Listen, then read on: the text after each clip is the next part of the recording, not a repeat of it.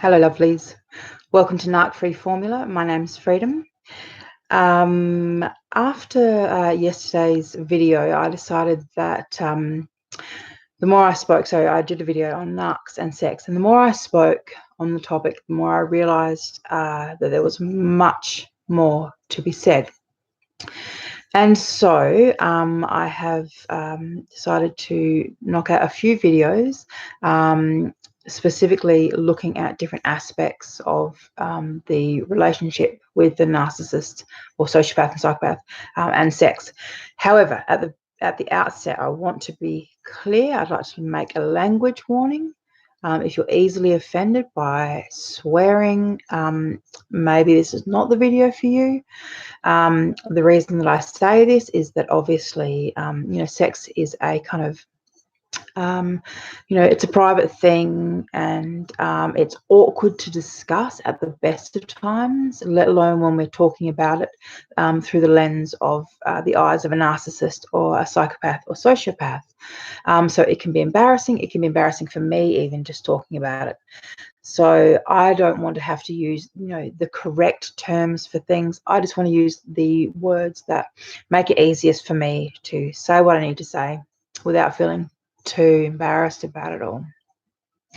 All right, darlings. So let's proceed. So the first thing I wanted to talk about tonight is affairs. So the community is kind of divided about whether or not all narcs cheat.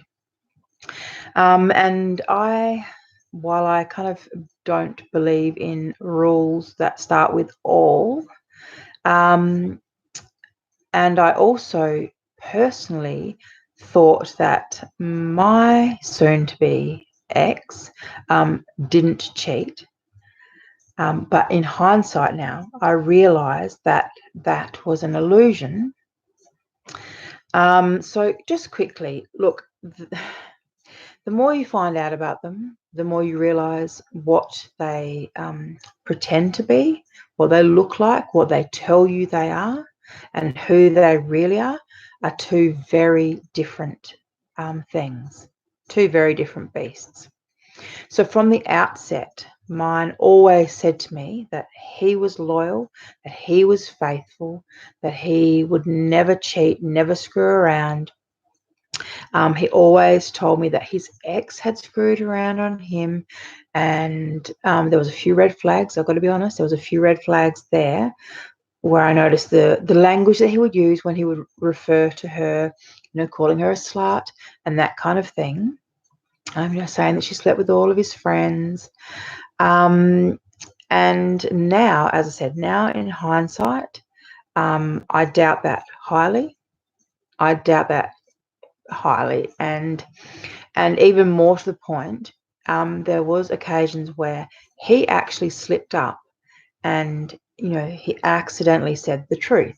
So for example, I remember asking him once about her, so the ex, and her friends being around, and he said to me that he didn't like her friends being around, and I asked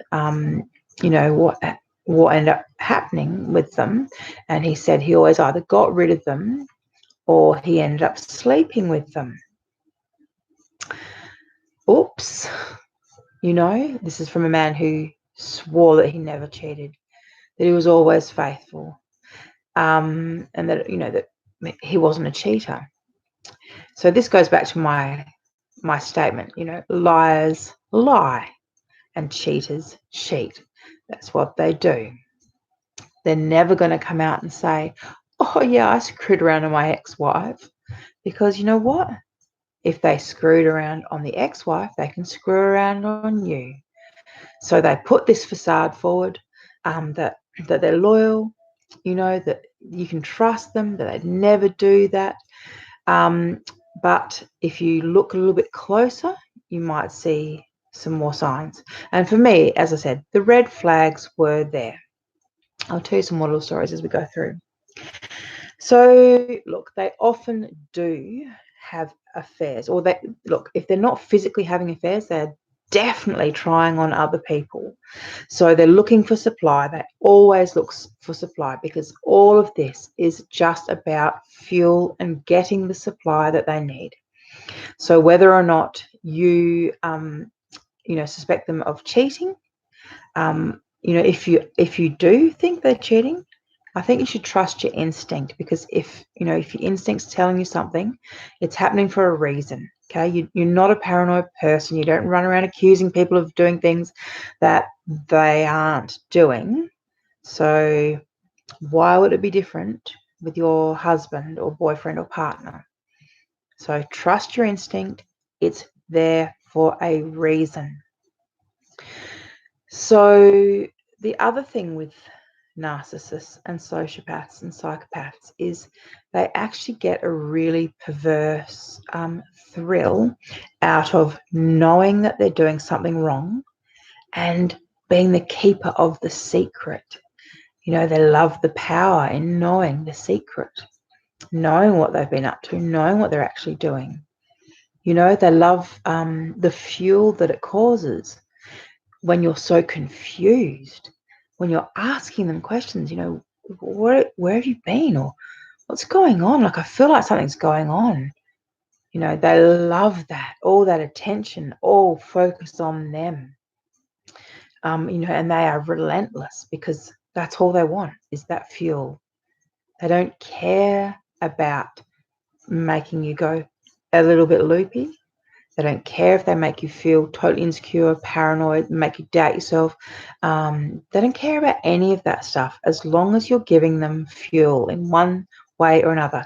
So at the beginning of the relationship, your total adoration, love, lust, and belief in them would have been enough, for those heady days at the beginning with the love bombing, and, it's all so much fun. But then when you maybe question them, challenge them, or realize that, or they realize that, that you're human and that you're not perfect, and the devaluation stages start, this is when, these kind of little games will be played specifically to get fuel from you, fuel in the form of tears, arguments, drama. They love the chaos. Not only do they love driving you really crazy, but they love it when they can swing it just at the end, when you're literally about to walk out the door, and they manage to swing it last minute. Baby, please don't go. I love you so much. I'm so sorry. I'll never do it again. You're the only woman for me. Please, baby, don't leave me. I'll die without you. Right?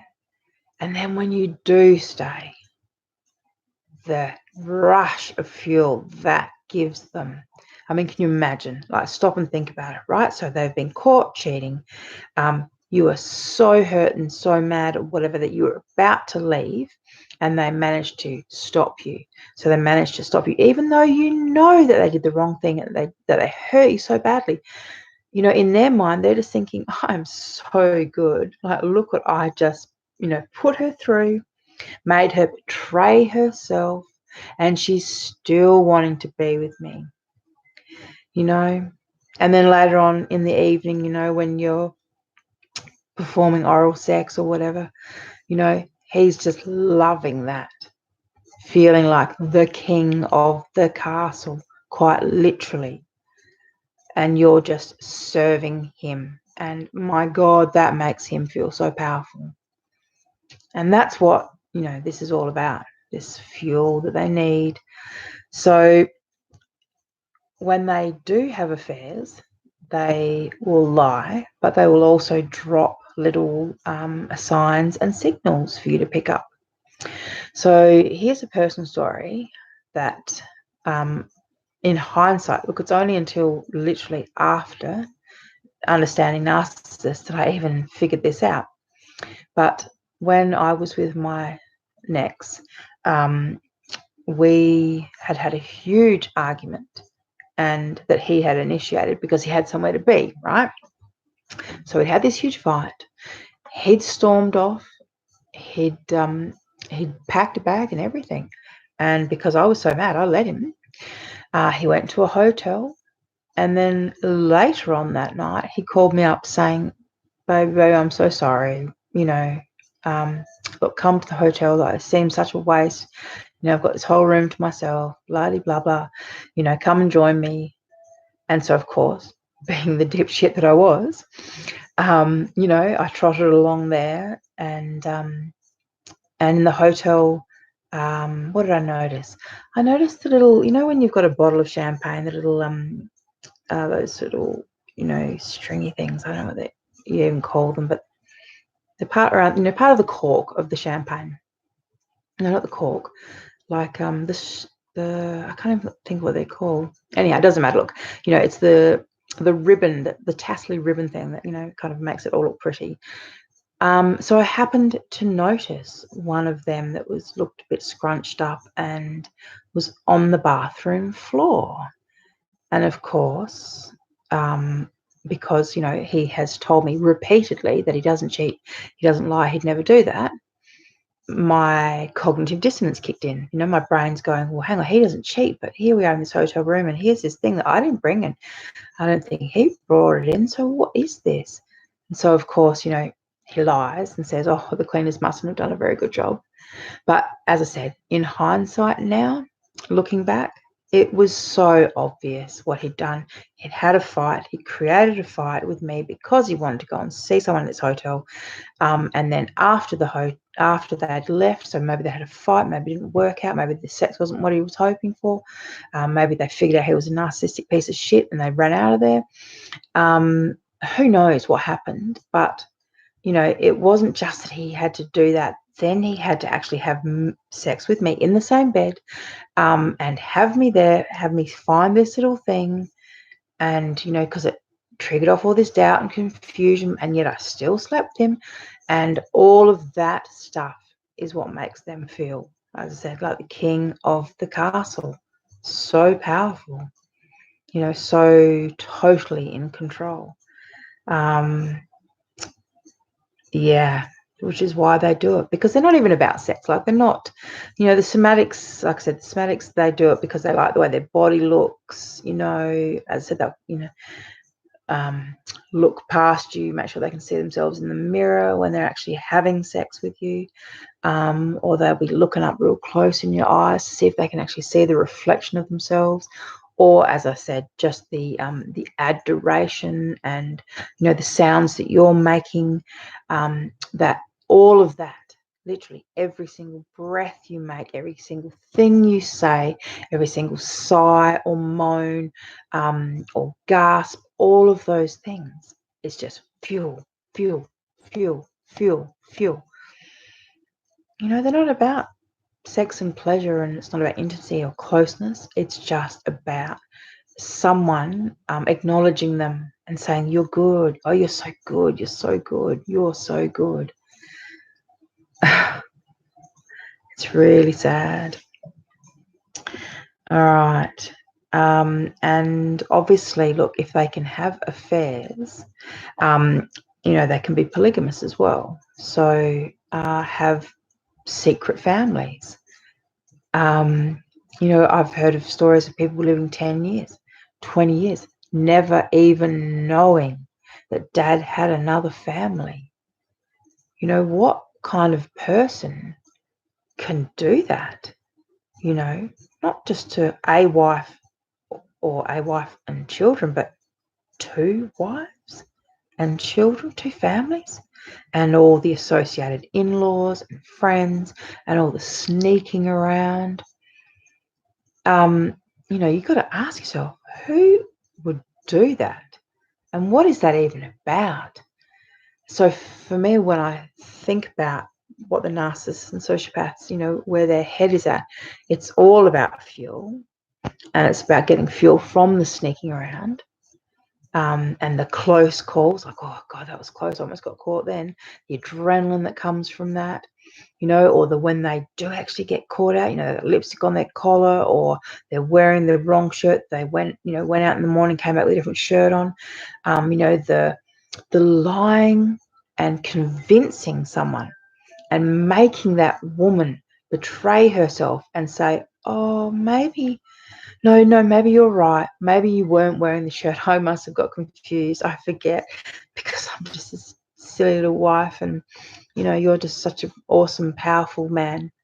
And and that's what these blokes would do. They would quite literally gaslight anyone who dared to challenge them, anyone who was smart enough to figure it out. They would say. I mean, I remember things like, my ex, who I'm sure went to gay beats, and this is another thing I'll talk about just quickly. So when we talk about sexuality, there's a lot of questioning about, are they straight or are they gay? They don't actually have a sexuality. Their sexuality is fluid. It's all about supply. So if they will do whatever it takes to get what they need. So the end always justifies the means. So if they want to get supply from a gay man, they will have gay sex. And for a lot of people, that is really confronting. But if you start to think of how narcissists actually think about sexuality, when you realize that it's not about the act itself and it's all just about being adored, getting supply, feeling powerful, the thrill, the rush, the loving the fact that the wife thinks that he's at work working hard, but he's really off getting his cock sucked after work, on the way to work. What a thrill that is, because she's such a bitch. Because, they all hate, they hate us. They hate their wives, they hate their women, they hate themselves, they hate everyone. They're just these kind of envious and pathologically jealous, rageful beings who hate literally everyone and everything. And so when they're forced to be in these relationships, they want so much from you, but they hate that they have to act a certain way to get it. So then they resent you, and then they go and do this kind of thing. Like I said, go have sex with gay men and gay beats, because that makes them feel powerful, makes them feel like they know a secret that you don't know about. And they, like I said, they do all this kind of hiding in plain sight stuff. And if you were to challenge them like I did, they come up with lies. I mean, for me, I always used to wonder, why does his ex-wife call him a faggot? I mean, it's terrible. Look, it's a terrible word. Obviously I'm not okay with her calling him that. But now, in hindsight, I know why.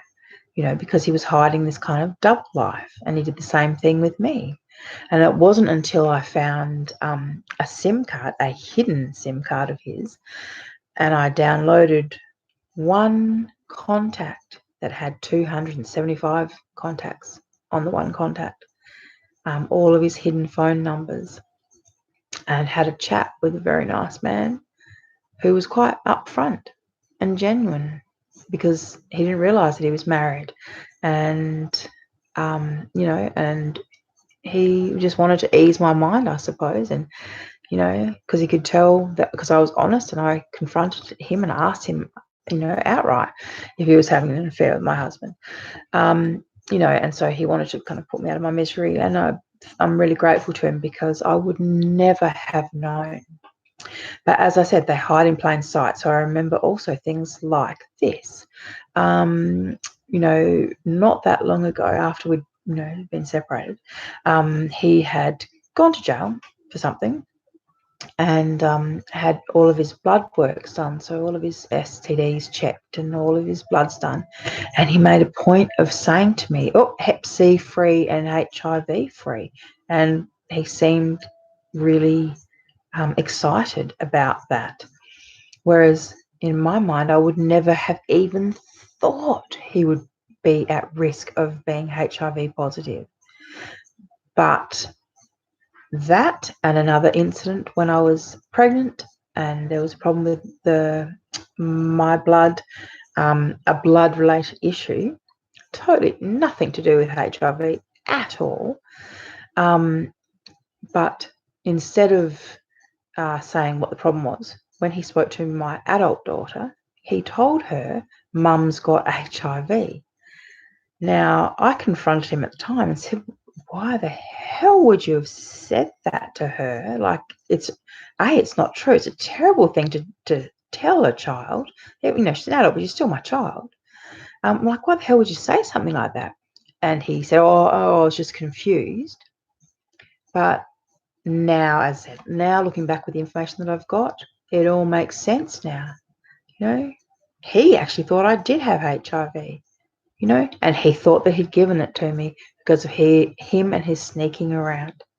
So this is coming from a man who's very, very macho, would make comments about homosexuals, calling them names or whatever. But then, out of the blue, would just one night just came walking out in my underwear. But they do that kind of thing. Look, that's about supply. Once again, fuel. That's relying on, the shock and reaction that you give. That's why they do that kind of thing. They're trying it on for size, seeing how you're going to react. But, it doesn't really matter how you react because it's, it's all good for them because it's always going to be supply, fuel. Whereas for me, he actually didn't get the reaction he was hoping for because I was just so fucking shocked and stunned that I didn't say a word. I just let him sit there in my underwear until about 5 or 10 minutes later when he decided, all right, that didn't work at all, and walked back into the bedroom and took them off and never spoke about it again. Narcs and sociopaths, their sexuality is very, very confusing. It's very secretive. There's a lot of stuff that's going on. If you think you know them, you probably know the tip of the iceberg. You've got no idea of what's going on. But they will always steer you away from even looking, because if you think, oh, my husband would never cheat, if you believe that 100%, you won't even consider the evidence in front of you, which is why they say it, which is exactly why they say it from the get-go. They will talk about their exes that cheat. They'll run them down. They'll call them all kinds of names. They'll say, I never did that. I would never do that. Baby, I love you. I'm a one guy. What is it? One woman, man, blah, blah, whatever bullshit. They will do that until you are convinced that they would never cheat. And then they can quite literally try and crack onto your girlfriends in front of you. And when your girlfriends say, your husband was being really weird, then when you confront the husband, he'll say, oh, she's always given me the eye. And because you believe that he doesn't cheat and he's not that way inclined, you'll start looking at your girlfriend differently. So it's triangulation, it's supply, it's all lies. But this is where you need to really step back, take off the rose-tinted glasses and ask yourself, right, if you just started from the very beginning, if you just took away everything you thought you knew about your narcissist or your sociopath, take it all away and just start looking at the facts, not what he's telling you, right? Ignore what he's telling you because he's telling you that stuff for a reason. So just forget all the stuff that you've been told and start looking at the facts, because then you might get a bit of a better understanding of who you're actually with. Okay, like I said, they are fluid in their sexuality. It's quite easy for them to, through with the internet and chat rooms, and we've got strip clubs, and we've got, these kind of lonely hearts sites. There's so many ways for narcissists and sociopaths to get supply and fuel and sex. And believe me when I say that they will. They will, they can, they will, and they are. That's the other thing. They are doing it. So protect yourself as well, because, I was lucky. I dodged a bullet. I didn't actually contract any STDs. I never used any protection because, my God, he was my husband. I never thought he would do any of the things that he did. Never. But, I was obviously, like a lot of people, not looking at the signs. If you've got an ex who's saying that he's a homosexual, then maybe you should look at that. I mean, they can always lie. Like, Narcs will lie. They can lie their way out of anything. he lied about that one. Oh, it's just because, we had, I introduced it anal sex or some rubbish. Yeah, they're good with the lies. All right, so with this whole thing, look, the affairs, the polygamy, all of that, it all comes down to this complete and utter sense of entitlement that they have.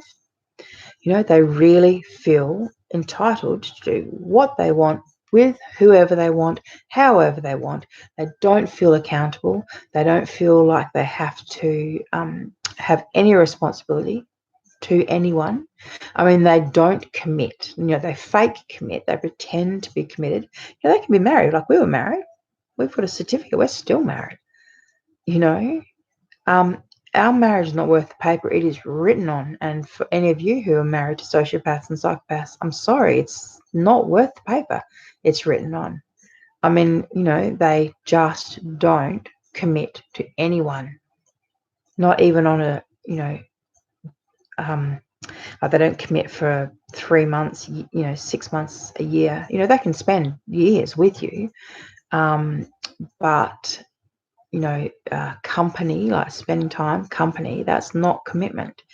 That's just them hanging around you or letting you hang around them or whatever the case may be. That is not commitment, and they just aren't committed. So watch for the signs, because, the signs for me were there. Why was he so loco when he lost his phone? Because the phone had the hidden phone numbers in it. All of these 275 phone numbers. That kind of thing, and they always have second phones. They're very good at hiding. I mean, a SIM card is about the size of a pinky finger, right?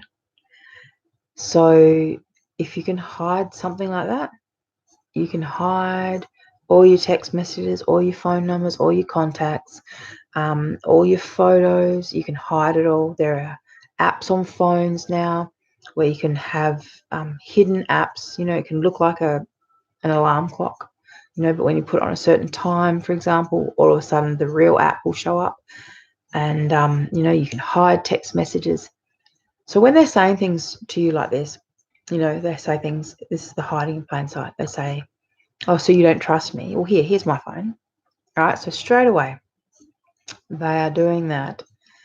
So you'll either say, oh, don't be stupid, I don't want to go through your phone, and that's exactly what I did.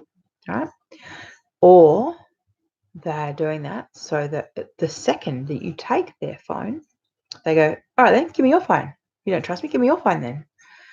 Right? Which I also fell for. And then all of a sudden you go through this kind of, oh my God, is there anything on my phone that can be construed as something different? Because they're really good at that. Like, who's John? Jesus Christ, I don't know. Who is John? Well, there's a message here from John. Okay, John. John. Oh, John. I think that was the guy with the dog with the puppies, wasn't it? John. Oh, I don't know. I've never seen him before. It's your phone. Who's John? And before you know it, you're trying to justify who the fuck John is, right? This is projection and deflection. So they've taken your phone. You were supposed to be checking their phone to see if they're screwing around. But in actual fact, now they've got you justifying your behaviour when you're not even the person standing trial. Like, you're the one who actually raised the fact that maybe they're screwing around, and now you're on the stand. They are literally putting you up there and asking you questions. And this is how they work, right? So if they're doing this kind of thing to you, right, you just got to ask yourself, why would anyone be playing games like this? They're playing games for a reason, right? Because they're not healthy people. And do you want to spend the rest of your life playing these games with these people? Because that's all they have. That's all they ever do. They're one-trick ponies. It's all just about getting fuel, getting supply, and they don't care what the end result is with you. So you could literally spend all your life and then be kicked out at the end of it, You could have absolutely nothing. You could be physically sick. You might have lost custody of your children. You could have gone through jail protecting their asses. You could have, gone through literally hell on earth for them, and they will have zero loyalty to you. They have forgotten everything you ever did. I mean, I spent 18 months, including, I think, 9 months of it while I was pregnant, waking up at 4:30 in the morning to drive my ex-husband to work because he'd lost his license for drink driving. I would drive him to work at 4:30 in the morning. By the time I got back, I think it was 6 o'clock in the morning. I had to get up for myself to go to work at 7 o'clock because I was pregnant. I'd actually go back to sleep for an hour and then get up and try and, have my day. I did that for my entire pregnancy. But if you ask him, he just forgot about it. Like, as soon as it was done, it was forgotten about. So, you can go above and beyond being a good and loyal wife, and they will forget about it the second that you say no to them. So the second that you stop giving them supply and fuel. So for me, within 2 days of me stopping giving supply, he had picked up with someone else. 2 days after a decade and a half. 2 days. So that is the reality. Once you stop, they need fuel. So if you don't give it to them, they're going to get it from somewhere else. And, throughout your relationship with them, they will be getting it from other places. Okay? It's not really if, it's just more when and how. So if your instinct is telling you these things, please trust yourself, because that is there for a reason. Okay, your instincts for the times that you don't have enough information at hand. If you can't see enough, or you don't have enough, information available, that's what your instinct is there for. So trust it. All right, my darlings, I'm going to leave it with that for tonight. As I said, there's quite a few topics that we'll discuss in this series of Narcs and Sex. But yeah, thank you for joining me. My name's Freedom, and this is Narc Free Formula.